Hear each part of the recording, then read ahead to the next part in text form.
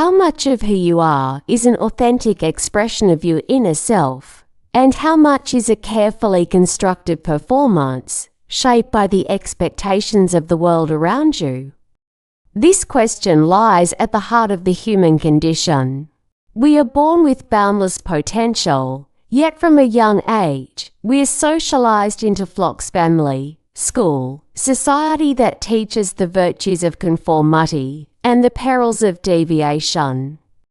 We learn to graze in safe pastures, follow prescribed paths, and mute the wilder instincts within. In this process, many who were born lions learn to live as sheep. A powerful ancient parable explores this tragic taming of the human spirit and offers a timeless blueprint for reclaiming one's true nature. The story tells of a lion cub, orphaned at birth and adopted by a compassionate flock of sheep. Raised in their gentle, timid world, the cub underwent a profound conditioning. It learned to eat grass instead of meat, to bleat instead of roar, and to flee from danger instead of facing it. Its reality was defined entirely by its surroundings. Looking at the sheep, it saw itself. As it grew into a magnificent young lion, its physical form belied the meek spirit within. It was a king in exile, utterly oblivious to its own royalty. This anomaly is one day spotted by an old, wise lion, who is appalled by the sight of a predator living the life of prey. He intervenes, not with gentleness, but with a disruptive chase that isolates the young lion from its flock. Trembling in terror, the young lion pleads for its life, identifying itself as a humble sheep. In this moment, the old lion understands the depth of the mental trap. He drags the young lion to a clear, still river and forces it to look at its own reflection.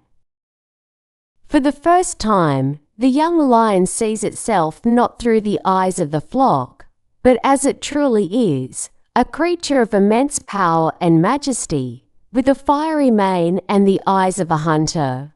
The cognitive dissonance is shattering. In an instant, the illusion built over a lifetime crumbles. A dormant power awakens within it, and from its throat erupts a sound it never knew it could make, a powerful, earth-shaking roar. This roar is more than a sound.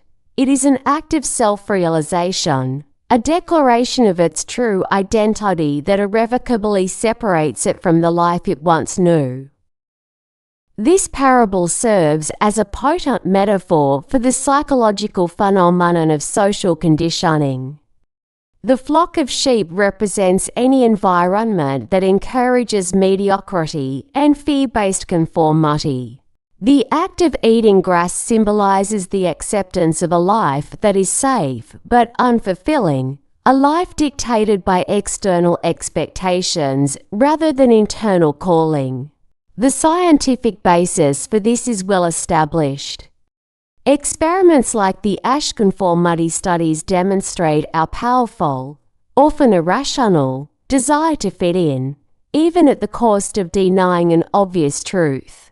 We fear isolation more than we value authenticity, and in doing so, we domesticate our own inner lion. To break free from this conditioning, the story suggests we need a catalyst, an event or mentor that disrupts our comfortable reality. For the young lion, it was the old lion. For many in the real world, this catalyst can take many forms. Consider the story of Michael Jordan, arguably the greatest basketball player of all time. As a sophomore, Jordan was famously cut from his high school's varsity team. The coach, his flock's gatekeeper, essentially told him he wasn't good enough. This rejection could have solidified a sheep identity. Instead, it became his old lion. It forced him to his own river, the basketball court, where he confronted his reflection not in water, but in relentless, solitary practice. He refused to accept the external judgment, and instead listen to an inner voice that knew his true potential. His subsequent career was not just a series of victories, but a continuous, deafening roar of self-belief that drowned out the initial verdict of inadequacy. The journey from sheep to lion, as illustrated by both the parable and Jordan's life, involves 3 essential steps. First, one must identify the limiting beliefs, negative relationships, or unfulfilling environments that encourage a diminished version of oneself. Second, one must find their river a moment of honest, unvarnished self-reflection, often facilitated by a mentor, a challenging experience, or intentional solitude, that reveals the disparity between who one is and who one could be.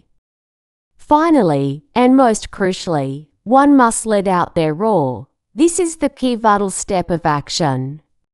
The roar is not necessarily about aggression, it is about authenticity. It is the act of applying for the ambitious job, launching the passion project, setting a firm boundary, or speaking one's truth when it is easier to remain silent. It is the external manifestation of an internal awakening, a definitive statement to oneself and the world that the life of a sheep is over. The world is full of people living quiet lives of conformity, their true potential dormant within. The parable of the lion is a timeless call to action, to seek the reflection that reveals your true strength, and to find the courage to unleash the roar that has been silenced for too long.